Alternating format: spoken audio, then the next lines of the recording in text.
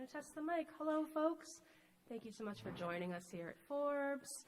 I know it's a very slushy, icky day out, so it's really nice to see friendly faces in person, and we're also live streaming as well, so hello, folks watching on YouTube.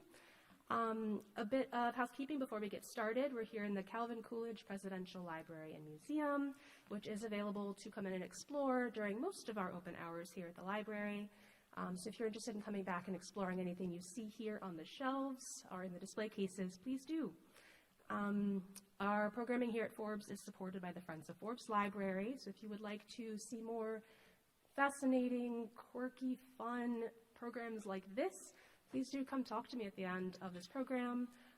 We can try to make it happen. We're very grateful to the Friends for their support.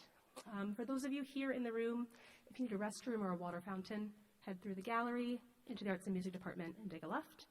Main exit through the gallery and to the right, same way you came up. With that, we'll introduce Professor Richard Little, who is Professor Emeritus at GCC, and we're very excited to get started. I know all of the hands-on things here. So let's just jump in. Come on up. Okay, thank you. And one bit of housekeeping, if I hold a rock up, and yes, here we go. If I hold a rock up, will people at home be able to see it? The camera's right on you, so I will follow you there. Okay, that's very good. Well, welcome everybody. It's great to have you here today. I thought being vacation week, we'd have a few more kids. Therefore, I imported some Minions into the slide here. And I don't know if you have seen Minions before. I hope you have, but they always make me laugh anyway. So they're very educational, as you can tell by the expression on their faces. Anyway, first of all, there was the internet note of the day. There was a billionaire from California that left all his money to the San Andreas. Did you see that news report today? Left all his money to the San Andreas. He wanted to be remembered as being generous to a fault.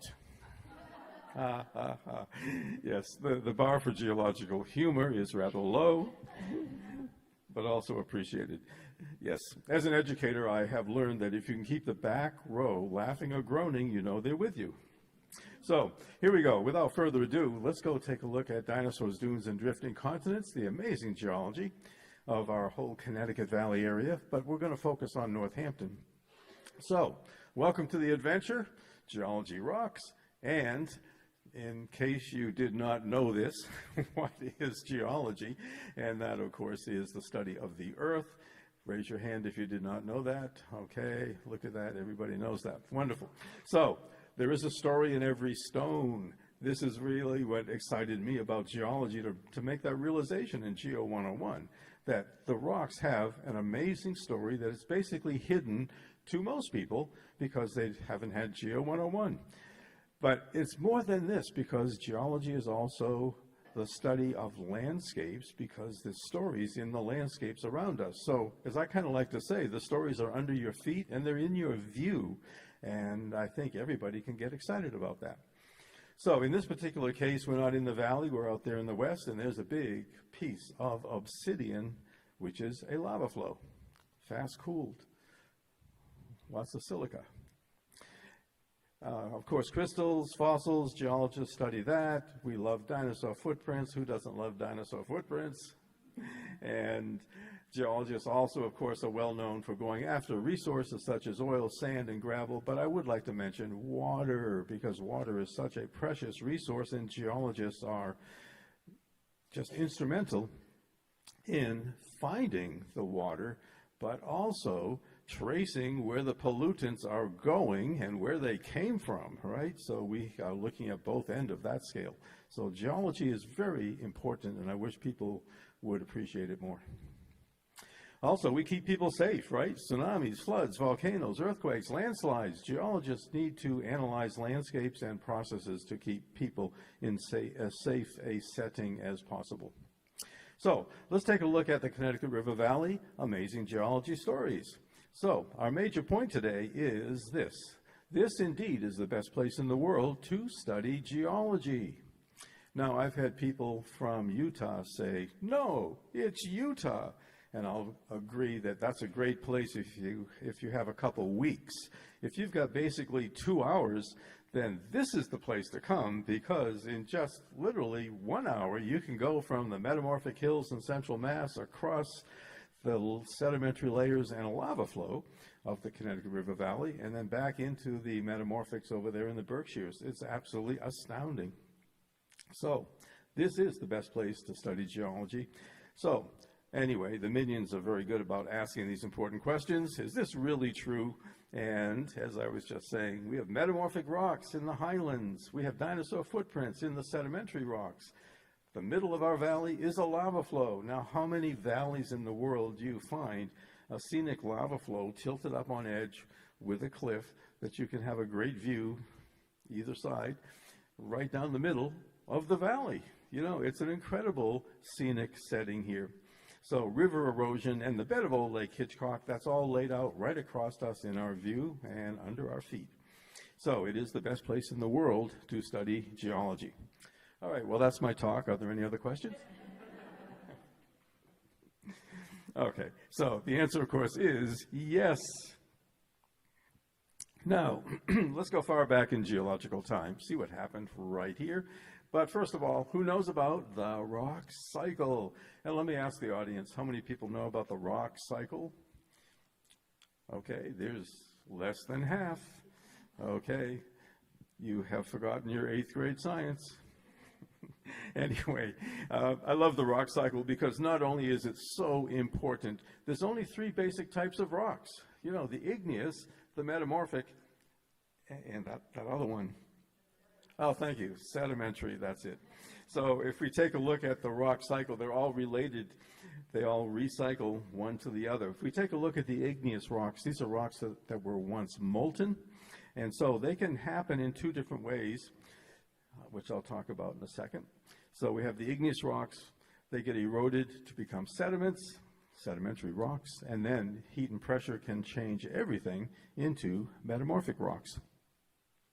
If we take a closer look at igneous rocks, in the diagram here, you can see that there's magma down below all the volcanoes. So the magma, molten rock deep in the earth, and when that cools, it may take 1 million years, the minerals within the magma chambers get a chance to grow to fairly large sizes that you can easily see.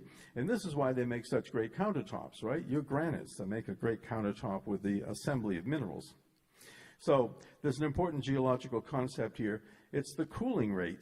The cooling rate, is it extrusive, where it's fast cooled like a lava flow, or is it intrusive like the magma chambers, where it's slow cooled and the elements can come together into bigger sizes? So the granites look so much different from the lavas, and cooling rate is the big difference here. So fast cooling, very small minerals. The example is basalt. Slow cooling, larger minerals, the intrusive types, and that's called generally named granite. There are many types of granites.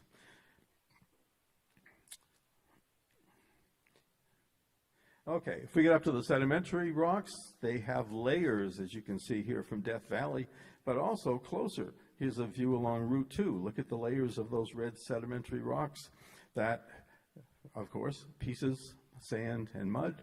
And sometimes armored mud balls are rolling in along with the sand and the mud, and you can see that exact sample right up here today on the table. And also this one. I didn't show you dinosaur footprints right here, but I did show you reptile poop. Look at that coiling right there. I have a friend who is a pathologist, and he says, yep, that's poop. And anyway, a very unusual piece that was found in Barton Cove, Turners Falls, or Gill. That's over on the Gill side. Anyway, that piece is right here. So if you'd like to touch 200 million year old dinosaur poop, you can do that right after the show, or if you can't contain yourself, come up right now. It's the second one down on the left. Okay, so anyway, igneous rocks, sedimentary rocks, and then heat and pressure. If you are caught in a collision of continents, plates moving together, you are going to become changed into a rock that we call metamorphic. So 2 metamorphic rocks. One would be the schist, which some of you may have on your walkways. It's from Goshen. There's one of the quarries in Goshen. It's called Goshen Stone. It's the Goshen Formation that actually goes through Ashfield and so forth as well. But that's schist. And then gneiss is a a really beautiful rock here with light and dark mineral banding. In fact, that rock that you can see there pictured, the gneiss, is one of my pet rocks. I took it out of my pocket today and just brought it over here. It's got a great story to tell. So, here's one of my favorite rocks. Why would this be a favorite rock? Well, first of all, it's a beautiful example of gneiss. You can see the light and dark mineral layers, even with the dark lighting here. Is that right? Okay. Now, why would it be my favorite rock? It's because this gneiss has a crack in it, and one side of the rock doesn't quite line up with the other side. So, what will break a rock? I'm thinking of a word that begins with E. It's an earthquake. Exactly. So, this rock experienced an earthquake and it broke. And then, of course, it got resealed because that's what happens in the earth. Anytime there's a break in the earth, groundwater will come through and bring minerals and cement everything back together again like super glue. But this is a rock that's like a fossil earthquake and preserved right here. So, my pet rock, you can come up and pet it today.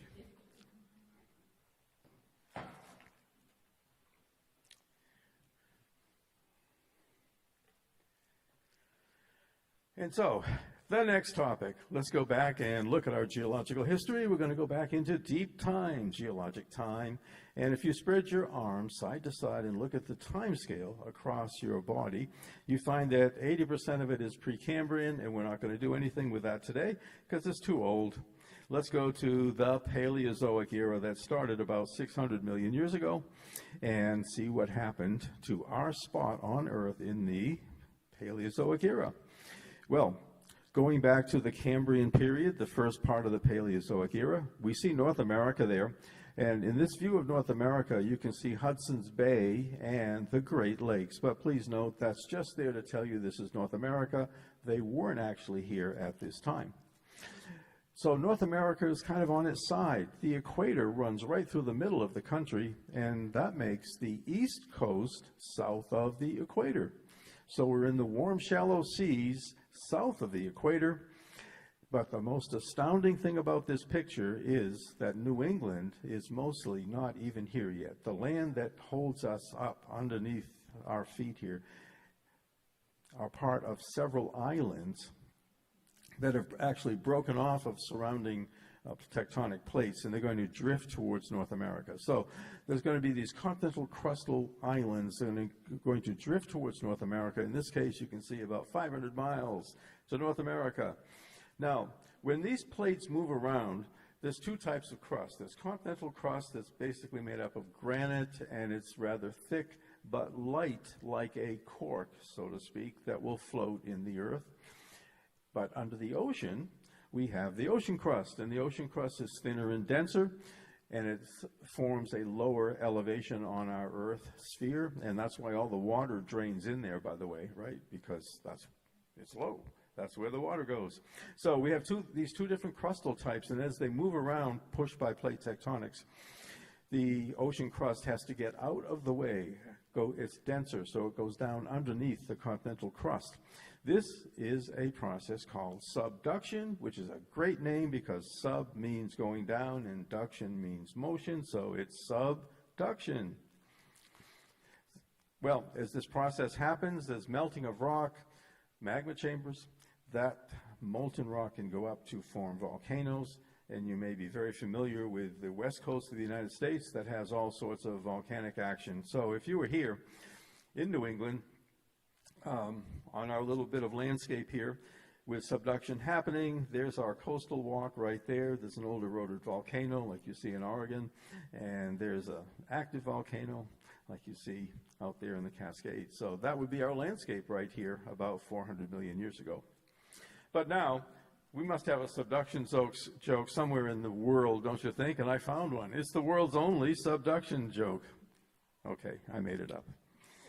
But here it is. Subduction in a whole different way. There's ducks on a pond. They dive. That's subduction. Okay. Some people think that's funny. Anyway, if you can find a better subduction joke, please email me. So back to subduction. There it is. That's the process. And we're going to get collisions eventually as these pieces come into North America and keep adding on to the East Coast.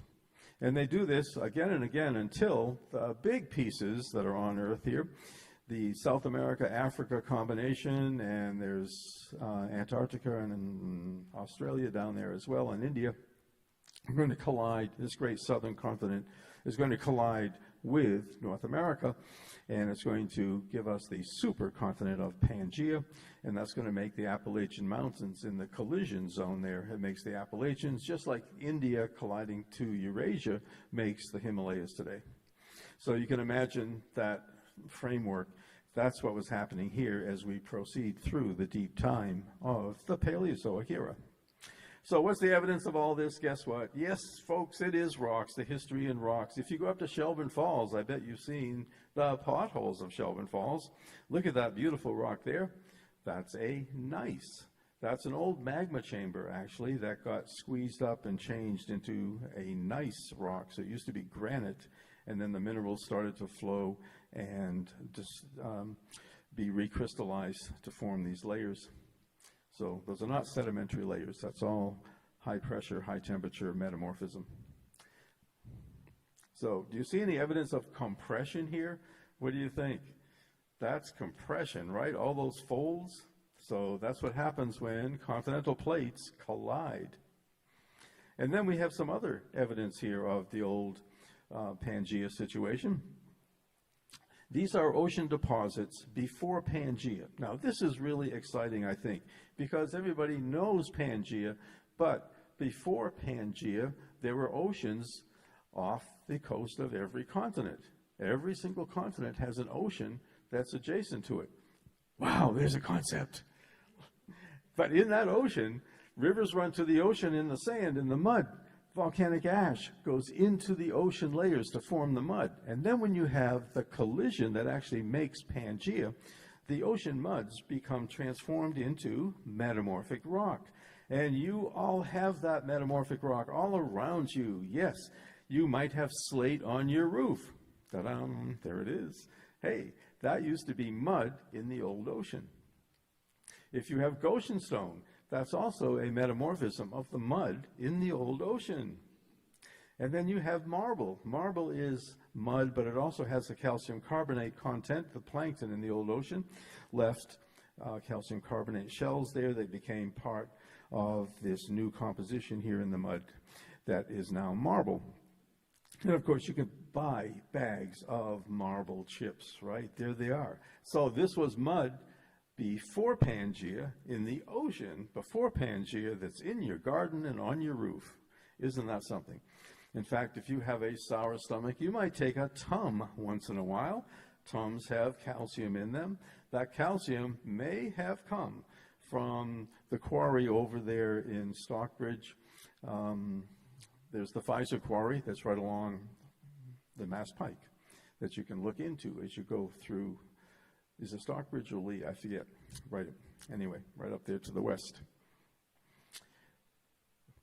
Okay, so Pangaea and all supercontinents have to die. Sad story, but happens to all supercontinents. So why did Pangaea have to die? Well, we have heat that has to get out of the Earth. And if you put all the continents in one spot, how is the heat going to get out? It's going to be expanding underneath the middle of that big blanket of continents, causing the middle to expand.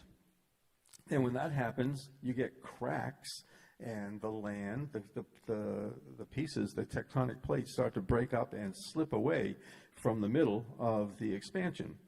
So heat builds up, expansion, and then you get a continental split. And so there's western New England right there between the big collision zone, and it's going to split along that zone.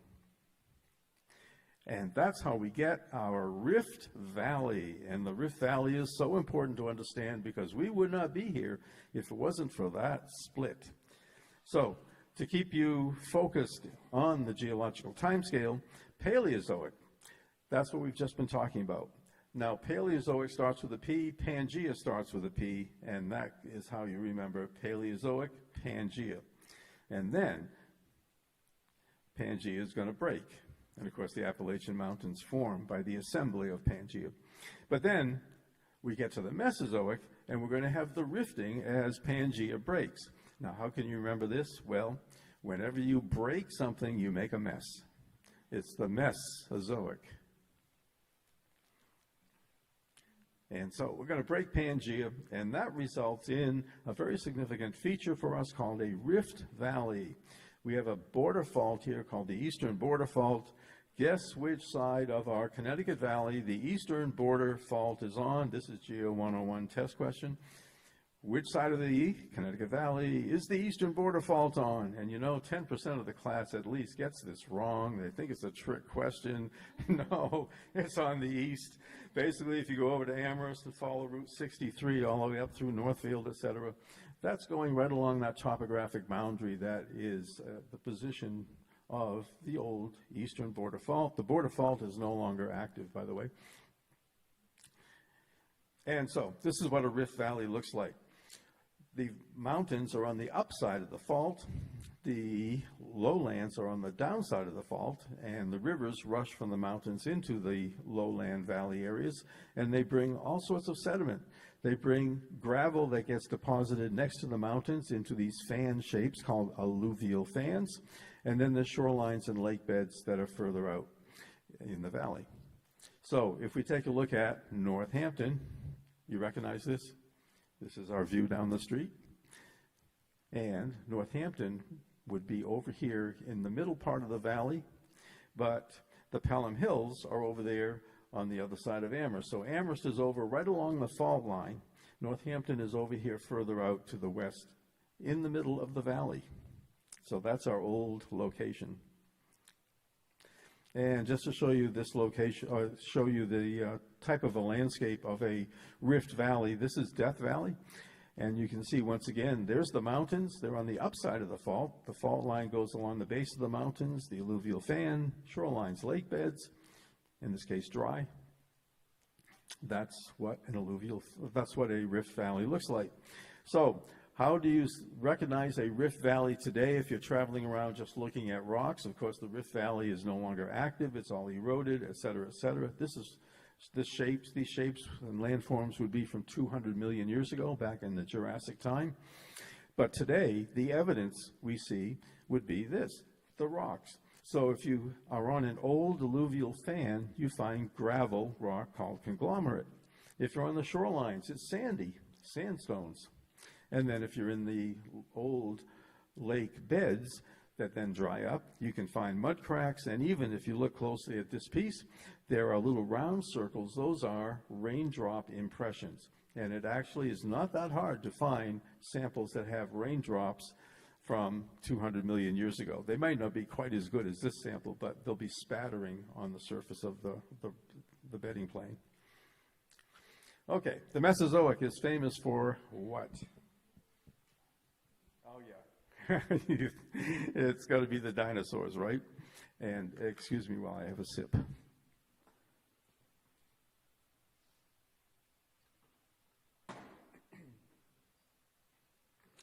Okay, the dinosaurs, of course. So we're Dinosaur Valley here in the Jurassic. We're early Jurassic.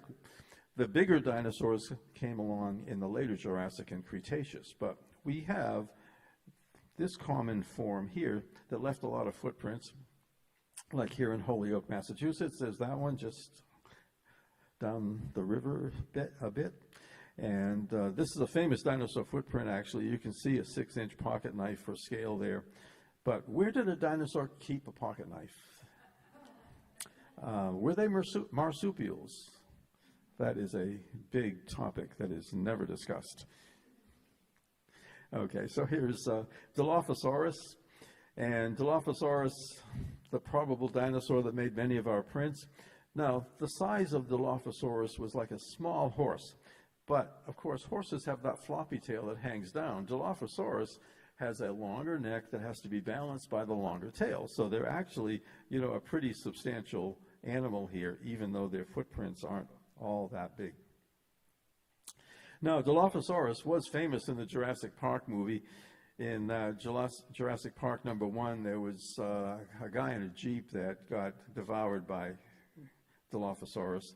And anyway, there's the Jurassic Park, Dilophosaurus. Pretty impressive guy, right? But in actuality, there's no neck frill, and there definitely was no spitting, because this was portrayed as a spitting dinosaur. Now, to be a spitting animal like a cobra, they have specialized teeth that direct the venom, and the Dilophosaurus teeth do not have holes in them to eject venom, so that was not true. But it's a good story, right? What if dinosaurs were still alive? Hey, forget the elephants. Let's go see the big herbivores that are 10 times bigger. And then one of my students said, well, this is how you make the dinosaur footprints. It was the valley social life. Okay, and keep in mind that even though we talk a lot about footprints, this was a functioning ecosystem. So we have a lot of water resources around, and there's a variety of animals, reptiles, amphibians. We have fish, clams, and crustaceans like great crayfish, and insects that burrow and leave tracks, feeding tracks along the bedding plains in the form of mud. And then, of course, a lot of plants. Now, we don't see a lot of plants because look what happens to plants. Over the course of a year, they die, of course, and then they decompose. So this is the same thing with our landscape from 200 million years ago. The plants were here, but they're not as obvious in the geologic record. Okay, and now the world's most unusual fossil fish. Here it is. There's a man who was very interested in geology, Dr. Harry Sharbow, now retired. He was a pathologist. And he's got a famous statement that he says, well, when I was employed, I studied dead things, and now that I'm retired, I study deader things. So he's a great fish collector and loves to find these fossil fish, and then he donates them, particularly to the Benesky Museum. But this is a world-unique fish, because this fish, as you can see, has been separated by a fault. It's the world's first fish fillet right there. But in any event, the black shales are the shales from deeper lake beds, and fish sometimes would die, and oftentimes they would die, of course, and they would be buried in the black shales, and they would not decompose, because black shales mean that the lake is deeper and doesn't have a lot of oxygen to decompose organic matter. So the fish get preserved. And as Harry was splitting the bedding planes of the black shales, he did find a number of fish that had been faulted. But if there's even a slight bit of vertical movement along the fault, then the tail does not match up with the head when you do the split. There was only one time that the fault was exactly lateral, just exactly lateral, so that you could keep both ends of the fish on the same bedding plane. One. And so this has never been duplicated. No one has ever found another fish that looks like this. It's now in the Benesky Museum. And it's actually in the Benesky Museum right by the famous Jurassic Armored Mud Balls. Yay! So let's hear it for the Armored Mud Balls. This also tells me you're still awake. Okay, very good, very good. Anyway, let's take a look at the Armored Mud Balls. So the Armored Mud Balls are really quite impressive. I found them in Turners Falls when I first got a job here way back in 1969. Anybody remember the 60s? Okay, yeah. That means you might have been here, as they say. Anyway, so in Turners Falls, there was an old suspension bridge that had a cable anchor for the suspension bridge. And you could actually drive right up to the river edge and see this 5 or 6 foot high cable anchor that had the cable cut off, so you didn't really realize it was a suspension bridge cable anchor because the bridge wasn't there and the cables weren't there, of course. But the foundation was there, and in this foundation quarried stone, you can obviously see something that I'm sure you would take 5 steps from your parking spot and go look at, those round circles. Well, that used to be mud. It rolled down a stream bed and it picked up the pebbles from the stream bed. The dime is just there for scale. So armored mud balls have only been found in about 10 other places in the whole world, and they're not in places you can easily see. So the thing about our Massachusetts Armored Mud Balls, these are the only ones in the whole world that you can easily see. So they need to be protected and celebrated and appreciated for their uniqueness and interest here. So here's how they form. These are chunks of mud from a stream bed, and then the chunks will erode into the stream bed, tumble, as I said, get round and sticky on the outside, and that's the armor. But where does the mud come from? Let's take a look at that. It's got a very interesting history just to get the mud in the mud ball. So here's a rift valley. It's Death Valley from California, and it's a beautiful rift valley. There's the mountains, there's the alluvial fan, there's the sandy shoreline, and the mud would be from the bottom of those Rift Valley lakes. Now, we need some climate change here. So if there are wet conditions, then the shoreline will rise up over the alluvial fan. And then if there are dry conditions, the mud will be left there on the fan and the shoreline will retreat. That's how you get the mud up on the fan. And then what you need is a thunderstorm to give you a flash flood to come right down the valley here. There it comes. Look at that. It's not dramatic. So the thunderstorm has the flash flood. It's going to undercut the stream channel sides, and you'll get the mud chunks tumbling and rolling and hopefully forming armored mud balls. Now, here's an example of a flash flood from Israel, but it just shows you what this process looks like. Now, Will Sillen, he's the artist that did the painting on my t-shirt here. He likes to go out to the west and take landscape photos, and then he comes back to his studio to do painting. Well, he was walking into Factory Butte, Utah, and how many people had been there? Okay, it looks like nobody. So this is a park that's in Utah, southern Utah. He was going up the stream bed here, and then he was walking right by these balls, and he said, "Oh, I know what those are. Those are armored mud balls." And he took what has to be one of the world's best pictures of armored mud balls, because there they are sitting right there along the river channel that's now dry. And up around the bend, about 500 yards away, there is a little cliff that was eroding the mud that then had a chance to tumble. So do you think these armored mud balls will become lithified? Because right now they're not turned to stone, right? They're still there as mud. Do you think they're going to be lithified? Doubtful. He actually went back a couple years later and couldn't find anything. But anyway, what kind of a stream forms armored mud balls? You have to have some very special conditions here. These small desert streams into rift valleys are the best because the drainage channels are so short. You see, you can form the armored mud ball if you're lucky, and then get it to go down to a spot where it will rapidly deposit and then hopefully be rapidly covered by other sediment coming out of those nearby mountains. And this is different from places like the Connecticut River. So if mud falls in the Connecticut River and you start to get an armored mud ball, guess what's going to happen? It's going to sit there for months and years and soak and disintegrate, or it will be tumbled so far downstream it will disintegrate. So the chances of having a significant armored mud ball deposition in a large river is probably unlikely. So this is what you need, a good old Rift Valley. So where can you see these Jurassic Armored Mud Balls? We call them the JAMS, by the way, the Jurassic Armored Mud Balls. If you go to the Greenfield Community College Geology Path, we have about 6 beautiful large specimens there with about 30-some armored mud balls, some one the size of a basketball.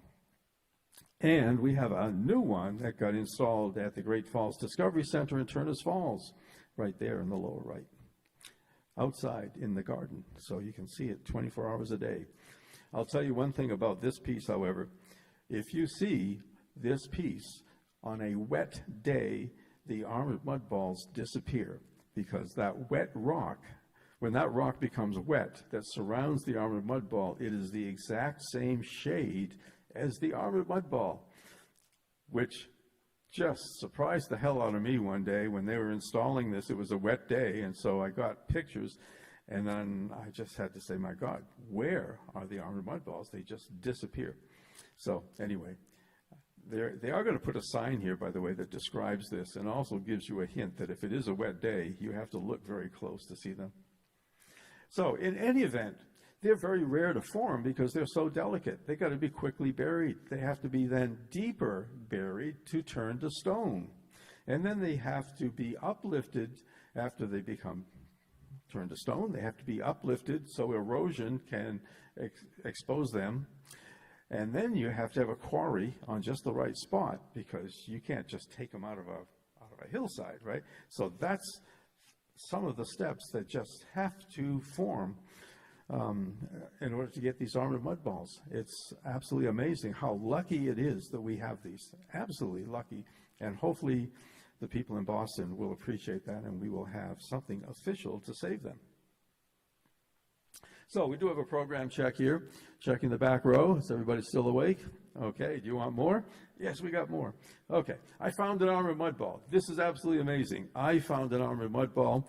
There's, you all are familiar, I think, with Carlsbad Caverns in New Mexico. And if you go down the street a little bit to the south from Carlsbad, you run into Texas, and there's the Guadalupe Mountains, which is about maybe 30 miles away, but it's a straight line from Carlsbad. And anyway, I was there, and there's a visitor center and a little paved trail that goes along a nature trail there. And well, let me just say, there was a flood 6 months before I was there. So the limestones of the mountains were tumbled down the stream, and you can see all those boulders that are kind of tossed up. In those boulders, I saw something that I said, gee, that looks like an armored mud ball. I wonder, can you see it? Does that help?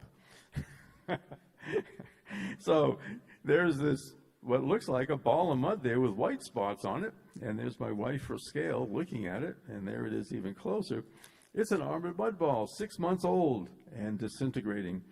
Now, my wife and I used to lead tours, and it so happened that we went back to this same spot a year later.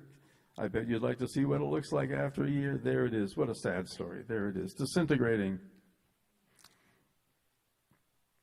So anyway, they have to be quickly buried to become lithified before they disintegrate. Now, here's a picture of me by that suspension cable anchor. There's the Connecticut River off in the distance. This place is Unity Park in Turners Falls, and I'm pointing to some armored mud balls here. And those stones have now been removed for safekeeping. And so at Greenfield Community College, we have the geology path, and this particular one right here. Look at all those balls just today preserved in a conglomerate, an old stream bed from the Jurassic time. And that view would be just like this. If you were there in the Jurassic, you would have seen that Will-Sillen view there of these armored mud balls. But today, preserved from the Jurassic here in that stone. Anyway, make them our sedimentary structure.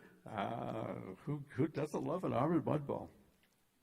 So anyway, back to the Jurassic. We have the continents splitting, and now lava is going to come out into our Rift Valley.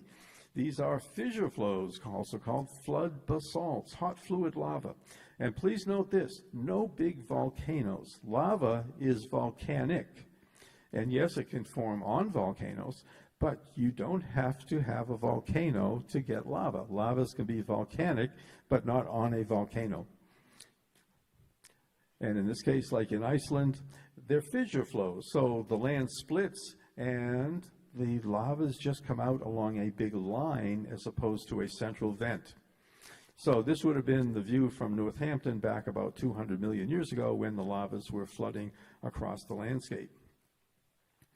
So once again, no big volcanoes. If we did have a big volcano here, after 200 million years, the volcano shapes erode, of course. The strongest part is that central neck that tends to stick up as a nice landform. And then there are radiating dikes that go out on either side, on all sides of that neck. And this is because when lavas come up to form an eruption, you have expansion of the volcano. When you expand the volcano, it's going to split in a radial pattern, and the lava is going to squeeze into those radial cracks. And those are called dikes because they're cutting through the surrounding layers. And so here's our most famous one right here, Shiprock, New Mexico. So there's the neck and there's the radiating dikes. There's nothing like this in the Connecticut Valley, in our Connecticut Valley lavas. So here's an air view of the Holyoke Range. And the Holyoke Range stretches all the way down to New Haven. So, it's a really, really long lava flow. It used to be flat, but now because of the faulting of the rifting of the old Rift Valley, that formerly flat layer has been tilted like a book. So as you look at this landscape view, does that kind of look like a tilted book to you there over where Mount Tom is? So that's why we have that shape. And if you look at a geological map of Connecticut, the Holyoke lavas go on that central red line. In the Hartford area, you can see it's really disturbed by some offset faulting there, but that central red line goes all the way down to New Haven, and that's the Holyoke Range. It's about a 400-foot lava flow, very significant. But tilted on edge, you just see the edge of the 400-foot thick layer just sticking up on the landscape as a prominent ridge line. Taking a closer look at that from Mount Sugarloaf, you can see the ridge line on the different distance there. And if we go right below the Summit House, there's a place called Titan's Piazza.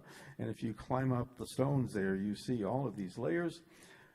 These are the columns. So people think sometimes that they're crystals that are growing in the lava, but no, these are pretty passive things. These are just cooling cracks. Now, if you saw a mud puddle and the mud is exposed and dries, it's going to shrink and form six-sided crack lines that go down through the mud. The lava does the same thing. It's a uniform shrinkage, and you get these crack lines that develop in this way. And then when you erode the lava, the shrink lines there form column shapes. And now I'm going to tell you something different. When lava flows on land, you get the columns because of the nice cooling from top to bottom as the lava flow cools off. But what if lava flows underwater? Now you get something quite different. You get something that's called pillow lava. And look at this outcrop here in Greenfield. See all those roundish shapes? It does not have a column shape at all. And so that's a close-up of one of them. And let me tell you why these are called pillow lavas. I'm going to do a hand experiment here. Let's see how this is going to work.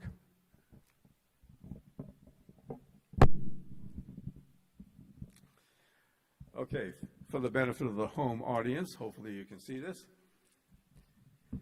But this hand is going to represent the lava flow underwater. So the lava flow goes underwater, there's water up here, it's all chilled, but on the inside, the lava is still molten. It's going to push towards that chilled surface, and it's going to break through. When it breaks through, it'll come up through a crack and just go squeezing through like a tube. And then another one on another crack, and another one, and another one, and another one. And so what you end up in your rocky outcrop is what looks like a bunch of pillows thrown one over the other, so geologists call it pillow lava. And that's what you see here, but they're actually overlapping tubes, one over the other. And if you look closely at that little inset picture,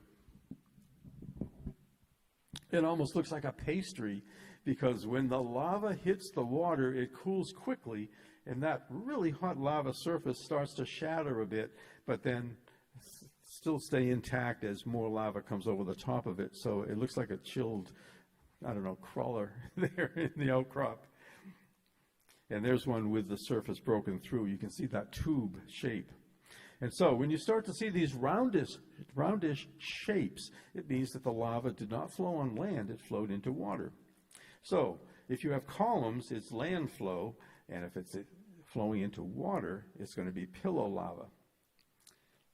So note that our Jurassic Valley had lakes, but these were not Lake Hitchcock, which is a glacial lake, and a lot of people do get that confused, but they're 200 million years different, one from the other. And now, some of you from the Northampton area know where Goat Peak is. That's on our horizon here. There's a steel fire tower that you can climb up and get a gaze around the landscape. How many people know where Goat Peak is on the top of the Holyoke Range? Okay, so when you get up towards the base of the fire tower, not exactly on the base, but there's a little ridge of rock you have to climb up with the stairway there before you actually get to the tower, the base of the tower. And if you look at this rather rubbly outcrop here, they should really get out and pressure wash that and make it look much better. But notice that there's no columns here. You're looking at the base of the lava flow, but it looks like this, round shapes, no columns. There was a lake here. Now, a mile away is the Summit House and that Titan's Piazza that I just talked about. There were columns there.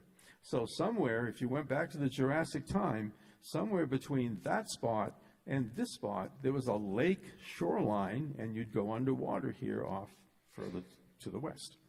You would be going underwater. Isn't that something? That's an old lake shore. And we find this in Greenfield also. It's really interesting. The same type of thing can be found in Greenfield at certain places. There's pillows from a lake, but nearby, half mile away, there are columns that you can see right on top of the old sedimentary rock, which would be the landscape. So, once again, lakes were just interspersed all through here in the valley, and the lava came across the valley, and sometimes it went into lakes, and sometimes it did not go into lakes. And this is how you tell the story. And now, we're going to test your skill. Here we are on our way to the Summit House. And if you climb up towards the Summit House about halfway, you find this contact here between the Holyoke basalt and the underlying sedimentary rocks. What do you think? Was the lava flowing on land or into a lake? Columns or pillows? Okay, if you want to pass the class, you have to vote. What do you think? Columns, that's right. You see the column shapes. And that's right, columns. And now we're going to skip all the way to the glacial age. So here we are. The last glacial age, 20,000 years ago, was the last glacial age. Like not millions of years now, just like yesterday in geological time. So the ice was quite significant, of course, in New England. Came down from Canada, went all the way down to Martha's Vineyard, Nantucket, out to George's Bank.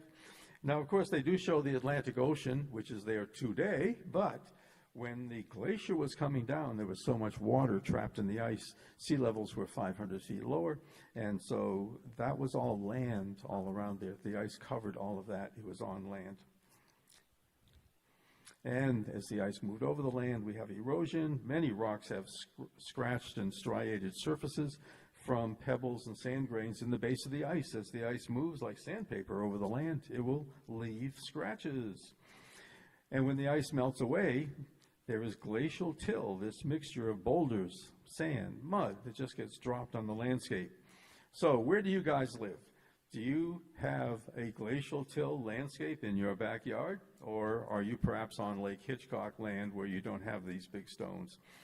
Here's how you tell, in part, if you have stone walls running through your property, that's glacial till. Now, of course, the glacier did not build the wall, but it brought the stones.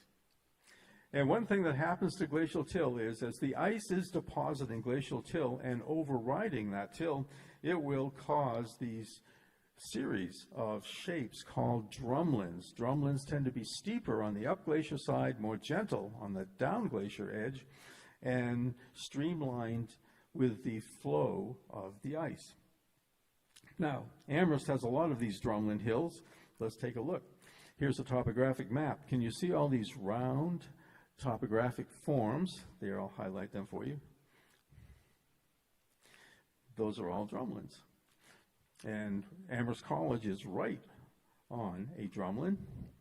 And downtown Amherst, that whole area of downtown Amherst has a bunch of drumlins, and it was an island in Lake Hitchcock.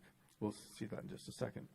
If we come to Northampton, now this is a topographic map, and one of the patterns on topographic maps would be this pinkish coloration, which just tells you that you're in an urbanized area and they're leaving out materials information. They're not putting all the houses down, for instance, because it would just be a black mass. So when you see that color, it doesn't mean anything except that it's a highly developed area. nothing geologically really important here. But can you see the drumlins? Whoa, look at them all through here.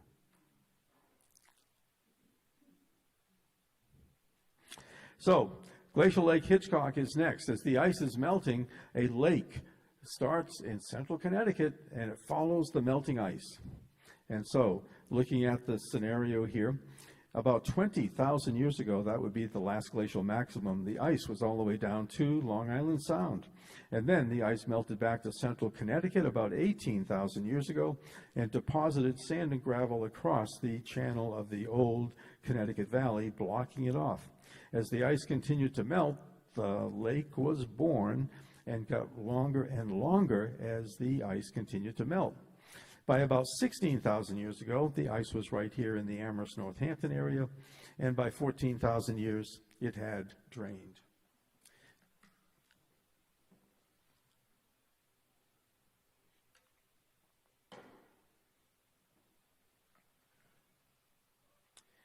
Okay, and let's go to this map. Great map by Smith College Professor Bob Newton. And if we look at the extent of Lake Hitchcock in purple, you can see the Holyoke Range very nicely there. And there's the lake that goes right between the pincers of the Holyoke Range, the water gap there. And Amherst Center, look at the island of Amherst Center right there. And if you got a close view, you can see the little dimples that are the drumlins. Of course, dimples go in. These are the reverse dimples. I guess they have to come up. But those are the drumlins at Amherst Center. Mount Warner is a bedrock hill that sticks up, not a drumlin. But if we come to the Northampton area, there's Florence up on the shoreline, and Round Hill is a little hill, as indicated right there. And you know, Round Hill, that's that drumlin that is a stone's throw away from us right here. So if we go back to Lake Hitchcock, the shoreline elevation of Lake Hitchcock in this area is around 250 feet above sea level, and the lake bottom typically around 200. That can change because, you know, lake bottoms can fill in or have less sediment, so the depth of the lake can change across its extent. But, you know, the shoreline is the same. That's the water line. So that tends to stay stable. And if we take a look at our area here, Northampton, most of Northampton anyway, is on the lake bottom, the old lake bottom. So there's Main Street on the lake bottom. It has an elevation of less than 180 feet above sea level. So it's definitely old lake bottom topography. But if you go up to Florence, there's Florence. It's at 280. Now, did you realize that Florence, the center of Florence, is 100 feet in elevation higher than Northampton Main Street? Well, shoreline versus lake bed. Another thing that we find in lakes would be deposits called deltas. And Florence is on the flat delta top of the Mill River coming into Lake Hitchcock, and Northampton is on the bottom of the lake, underwater. Now, let's talk about deltas for a bit here because they are so interesting. Lake Hitchcock's deltas have airports on them. You go down to Bradley Airport, that's the Farmington River Delta. See, deltas are so good for airports because they're flat, of course, that's good for airports. But you would like something that is well drained as well, so it's not getting frost heaves and all that. So you got lots of gravel, well drained. And anyway, you find Bradley. Westover is on the Chicopee River, as you can see. Turners Falls Airport on the Millers River Delta. Hanover on the White River Delta. So airports and deltas. Boom, there it is. So I would like to take you on a tour of the Sunderland Delta. Do you know where that is, perhaps? There is a gravel pit that has been dug into the Sunderland Delta. If you go from Sunderland to Amherst, you will see a gravel pit as you go between those two towns. And guess what it's called? It's named after the company that is mining it, and that is called Delta Gravel. So the Delta Gravel folks have spent a lot of money excavating this gravel pit for us. And let's go in and take a closer look. First of all, The Sunderland Delta is a really interesting one. The ice is represented up here in the north part of the picture. And as the ice melts, there's a lot of gravel that came down, and water, of course, water and gravel, a meltwater stream that came down past Mount Toby to the east of Mount Toby, right through that little channel where Route 63 goes today. And it went into Lake Hitchcock and built this beautiful delta. The reason why this delta is so noteworthy is that once the ice melted back from this point, that meltwater stream stopped. And so the delta was left abandoned. And the reason why that's so important is when you go to deltas in the valley today, other than this one, the stream that built the delta, once the lake drains, the stream comes back to its channel and just cuts right through the delta. So you might find a piece of the delta here or there on either side, but it doesn't stay intact. Because this was kind of an abandoned delta, it stayed intact so we can get a really good view of the shape of the delta. And it would look something like this. The ice was there melting, and the stream was building out into the lake. Now, deltas have various parts. The stream part is called the topset bed. It builds a gravelly layer, angled, flat-ish, towards the shoreline. But underwater, there are steeper beds called foresets that build out underwater, and that's how the delta builds. It keeps collapsing and depositing underwater, layer by layer by layer by layer, building out underwater as the stream comes in at the surface to build the shoreline. So you end up with two types of layers like this in your gravel pit. So the stream in this case is coming from the right to the left, and it starts out way down there where the image is, and you see the line, the yellow line indicating the deposit underwater, and then it keeps building. As it builds out underwater, the stream also builds out the layer on top and fills it in on top as it continues to build. So this is one way you can tell how the stream was flowing, by the dip of the foreset beds. So we have the history of the stream flowing into a glacial lake right here, and the shoreline is that boundary between the topset and the foreset. And I think it's so cool to go into these gravel pits and see such a geological history, the timelines right there in the layers. And now we get to Sunderland. The Sunderland gravel pit is absolutely spectacular if you get there on the right day. And it turned out a couple of years ago I was able to go into the gravel pit just at a time where they had a transect that went 90 degrees to the deposition of the layers. You know, just a perfect cross-section through the pit. And there it is. And you can see that there's topset beds, foreset beds, just laid out right there in this scene. And the reason why it is so spectacular to have it is how stable is that whole extent of the excavation. It's extremely unstable because it's just dry sand, and it's on a steep slope. And so you can see that there are cones of deposits coming down from the top there. Within just several days, you would not see those layers at all. So that's why this is such a spectacular picture, which I have shared with all my friends who are interested, including you. Anybody want a good picture? Perhaps the world's best picture of a delta gravel pit? Okay, email me. Anyway, it was just so fascinating to get this picture because just a couple of days later, it would totally be covered by the collapse.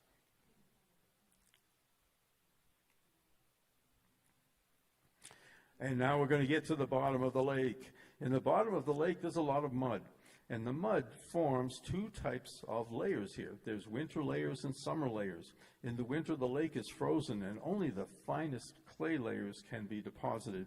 But in the summer, in the spring and summer, the lake is more active, and silty, sandier deposits happen.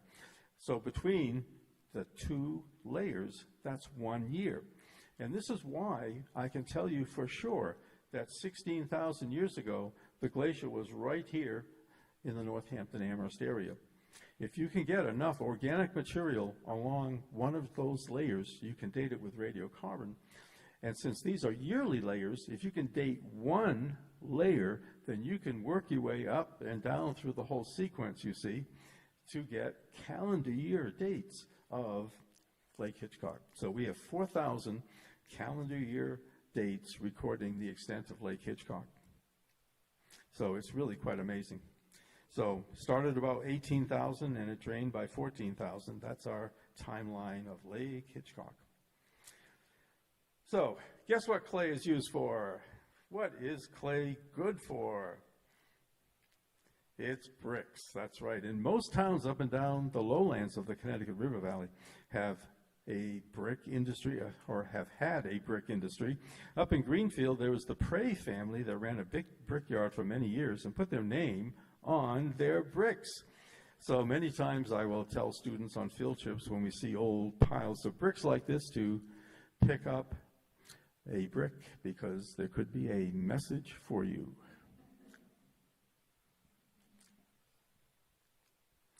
So the bed of Lake Hitchcock, great soils, fantastic soils thanks to the clays of Lake Hitchcock and the silt and sands that come from the river flooding. And now for one more big topic here, the center of Northampton used to get flooded. The Connecticut River and also the Mill River that comes down out of the hills have contributed significant flood damages to this area. Here's a picture from 1936. This is the dip where the trucks get stuck, right there on Main Street. And there's the railroad overpass.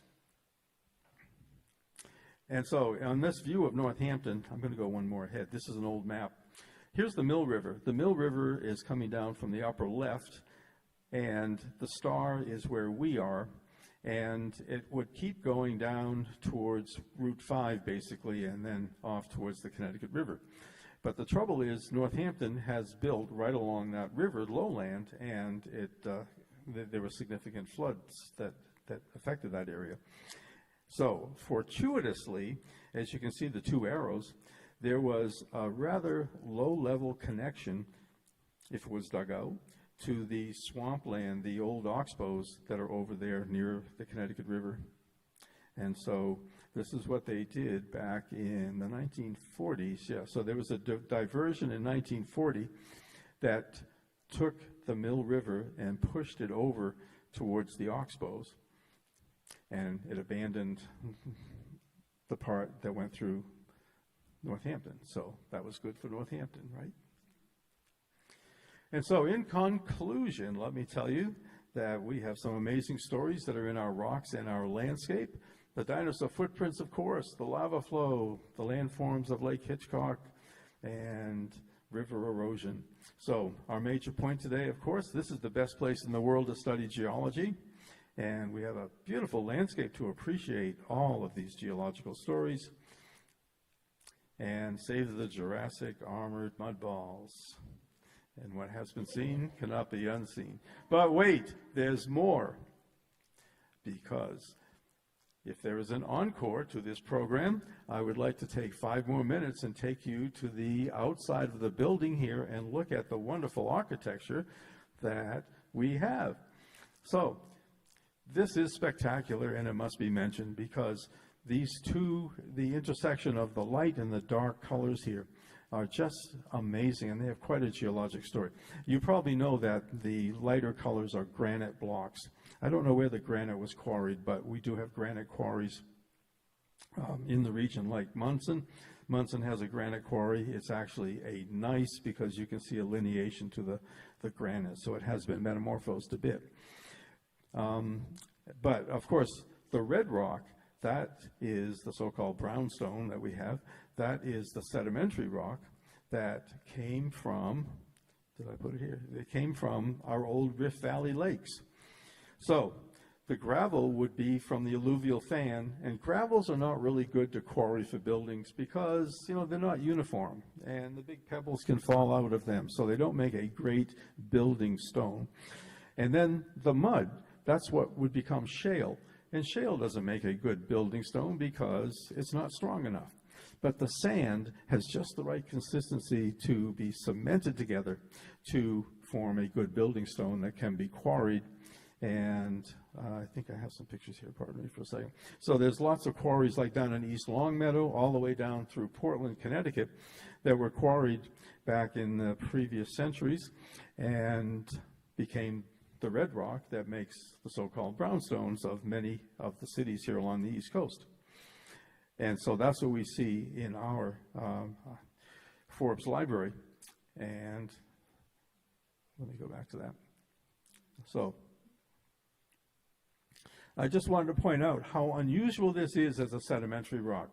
Sedimentary rock, as you know, comes from streams and lake deposits that leave you the sand, the sediment, and then it has to become lithified. If you look at all of the red stone that you find here in this building and other buildings, do you see any pebbles? You know, that's just fine sand all the way up that column on the block that's next to it to the left, and all along the blocks that go all the way up to the top of the roof. It's perfect sandstone.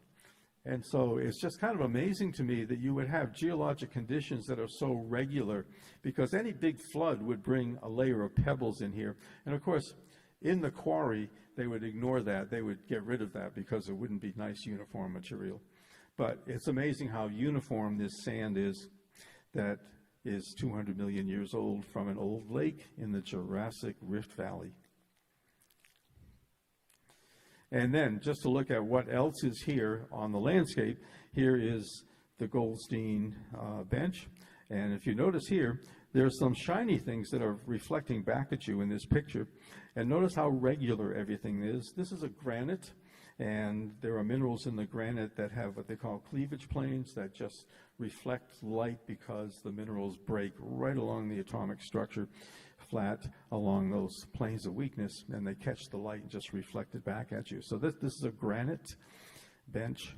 So that's an igneous rock. So far, we have granite in the blocks of the exterior, and we have granite in the bench, and we have sedimentary rocks in the red rock. And can we get one more? Can we find a metamorphic? Can we find a metamorphic here? Can we? Can we? You keep hoping. Anybody see a metamorphic rock? It's on the roof. Yes, a slate roof. There we have metamorphic rock as well. So right here in our little environs here of this part of Northampton in the buildings, you can find all three rock types: igneous, metamorphic, and sedimentary. And so that's a quarry picture, an old quarry picture. Now get ready for this one, because I learned this in doing a little bit of research for today's talk. The old quarries, of course, get filled with water. What are you going to do with an old quarry that's filled with water? Make it a theme park. There's a place called Brownstone Park in Portland, Connecticut, in one of the Portland quarries, and you can do cliff jumping. They've got zip lines and all sorts of swimming and floats, and in fact, they do scuba diving as well. So you can scuba dive in the quarry as well. So anyway, the quarries have a new life sometimes, and they're really fascinating, and it's Jurassic history right there. And now, why can't you hear a pterodactyl use the bathroom? This is something I know has disturbed many of you time and time again. Why can't you hear the pterodactyl use the bathroom? Because the P is silent. Ha, ha, ha. And what has been seen cannot be unseen. Thank you very much. That's the end.